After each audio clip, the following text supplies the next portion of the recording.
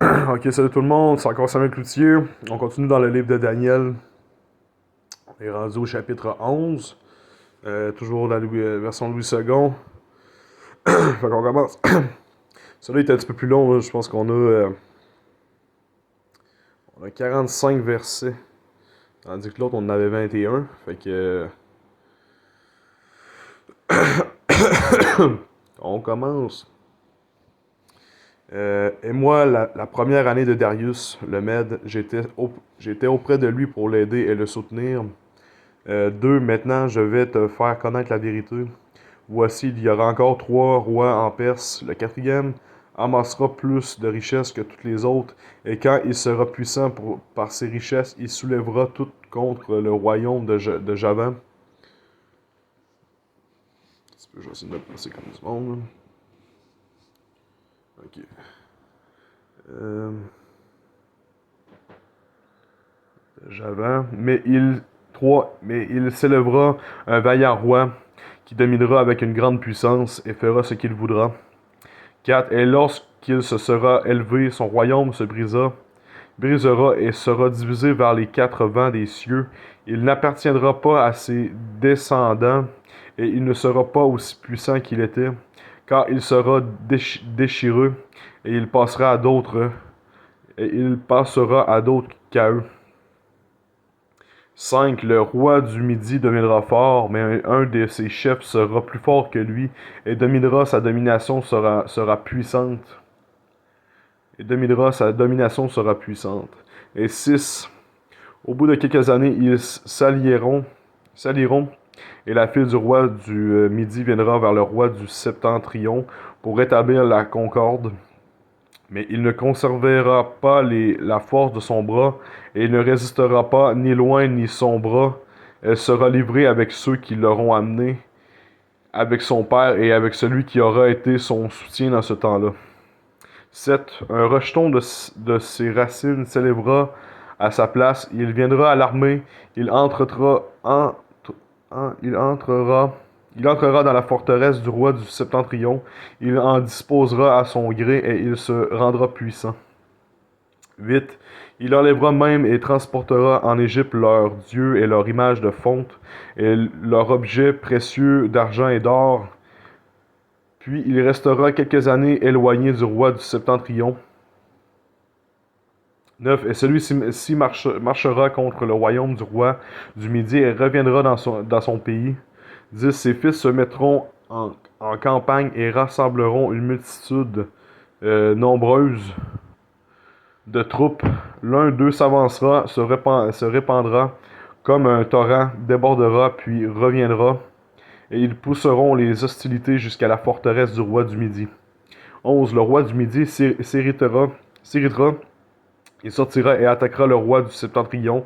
Il soulèvera une grande multitude, et les troupes du roi du Septentrion seront livrées entre ses mains. 12. Cette multitude sera fière, et le cœur du roi s'enflera. Il fera tomber des milliers, mais triomphera pas. Mais il ne triomphera pas. 13. Car le roi du Septentrion reviendra et rassemblera une multitude plus nombreuse que la première. Au bout de quelques temps, de quelques années, il se mettra en marche avec une grande armée et de grandes richesses. 14.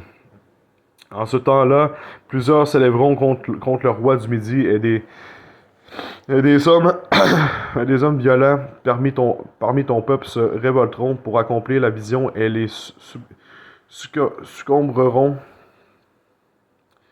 Et ils succomberont. 15. Le roi du Septentrion s'avancera, il s'avancera, il élèvera des terrasses et s'emparera des villes fortes. Les troupes du Midi et l'élite du roi ne résisteront pas. Ils manqueront de force pour résister. 16. Celui qui marchera contre lui fera ce qu'il voudra, et personne ne lui résistera. Il s'arrêtera dans le plus beau des pays, exterminant ce qui tombera sous sa main. 17. Il se proposera d'arriver avec toutes les forces de son royaume et de conclure la paix avec le roi du Midi, et il lui donnera sa fille pour femme. et avec le roi du Midi, il lui donnera sa fille pour femme dans l'intention d'amener sa ruine, mais cela n'aura pas lieu et ne lui réussira pas.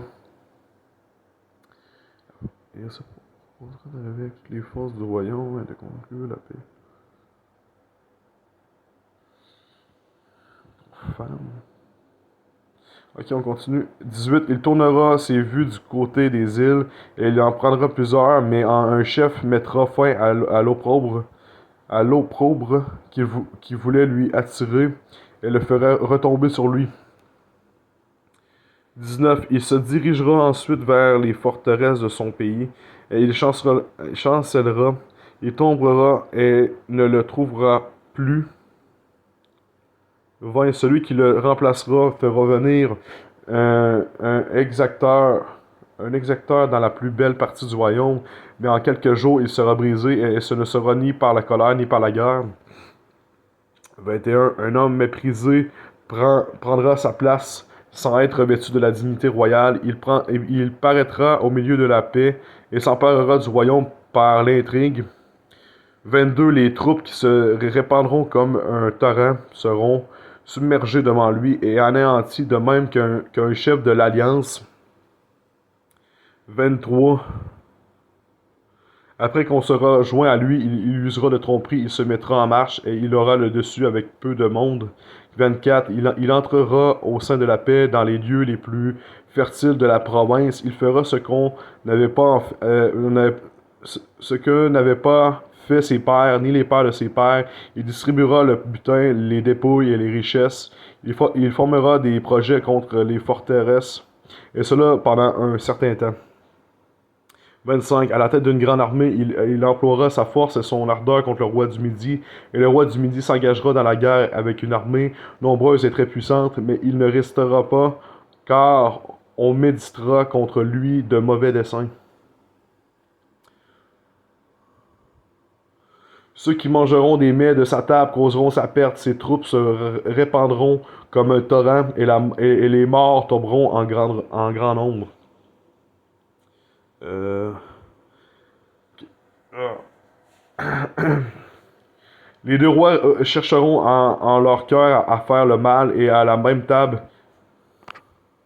Et à la même table, ils parleront avec fausseté, mais cela ne réussira pas, car la fin n'arrivera qu'au temps marqué. 28. Il retournera dans son pays avec de grandes richesses. Il sera dans son cœur hostile à l'Alliance sainte. Il agira contre elle, puis retournera dans son pays. À une époque fixée, il marchera de nouveau contre le Midi, mais cette dernière fois, les choses ne se passeront pas comme précédemment. 30. Des navires de Kittim s'avanceront contre lui, découragés. Il rebroussera. Puis, furieux contre l'Alliance sainte, il ne restera pas actif. À son retour, il postera ses regards sur ceux qui auront abandonné l'Alliance sainte. 31. Des troupes se présenteront sur son ordre. Elles profaneront le sanctuaire, la forteresse. Elles feront cesser le sacrifice perpétuel et dresseront l'abomination du dévastateur. 32. Il séduira par des flatteries les traîtres de l'Alliance, mais ceux du peuple qui connaîtront leur Dieu agiront avec fermeté. 33. Les plus sages parmi eux donneront instruction à la multitude. Il en est qui succomberont pour un temps à l'épée et à la flamme, à la captivité et au pillage. Pillage. 34. Dans le temps où ils succomberont, ils seront un peu secourus, et plusieurs se joindront à eux par hypocrisie. Quelques-uns des hommes sages succomberont.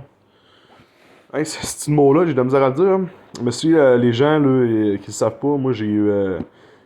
Quand j'étais jeune, j'allais voir un orthopédagogue, j'avais de la misère à lire, j'avais de la misère Ben, j'ai eu de la misère à lire, j'ai eu de la misère à écrire, j'ai eu de la misère à appeler les mots, ainsi de suite. Fait que j'ai suivi longtemps là, des spécialistes par rapport à ça. Mais y a-tu vu, malgré ça, j'essaie quand même de faire mes lectures. Fait que, ok, on se pratique. À un moment donné, un jour, on va venir meilleur. Ok, fait quelques-uns des hommes sages succomberont, afin qu'ils soient épurés, purifiés et blanchis, jusqu'au temps de la fin, car elle n'arrivera qu'au temps marqué. 36. Le roi fera ce qu'il voudra, il s'élèvera, il se glorifiera au-dessus de tous les dieux, et il dira des choses incroyables contre le Dieu des dieux. Il prospérera jusqu'à ce que la colère soit consommée, car ce qui est arrêté s'accomplira. 37. Il n'aura égard ni au Dieu de ses pères, ni à la divinité qui fait les délices des fans. Il n'aura égard à aucun Dieu, car il se glorifia au-dessus de tout. Toutefois, il honorera le Dieu des forteresses sur son piédestal, à ce Dieu qui ne connaissait pas ses pères. Il rendra des hommages avec de l'or et de l'argent, avec des pierres précieuses et des objets de prix. 39. C'est avec le Dieu étranger qu'il agira contre les lieux fortifiés, et il comblera d'honneur ceux qui le connaîtront. Il les fera dominer sur plusieurs. Il leur distribuera des terres pour récompense. 40. Au temps de la fin, le roi du Midi se heurtera contre lui, et le roi du Septentrion fondra sur lui comme une tempête, avec des chars et des cavaliers, et avec de nombreux navires. Ils s'avanceront dans les terres, se répandront comme un torrent et débordera. 41. Il entrera dans le plus beau des pays, et plusieurs succomberont, mais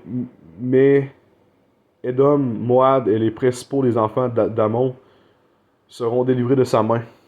Il étendra sa main sur divers pays, et le pays d'Égypte n'échappera point.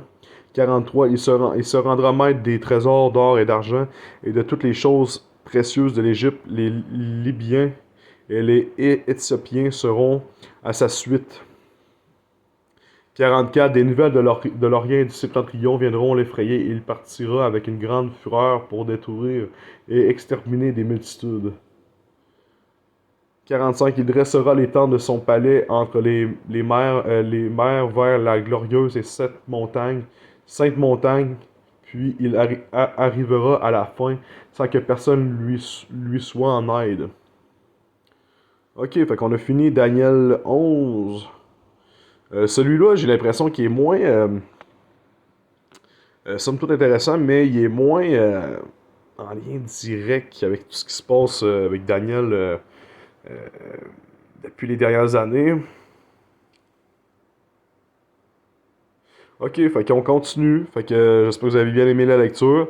Daniel 11, on y va on y va pour le prochain vidéo, pour le chapitre final du livre de Daniel, le chapitre 12. Fait que Dieu vous bénisse, amen.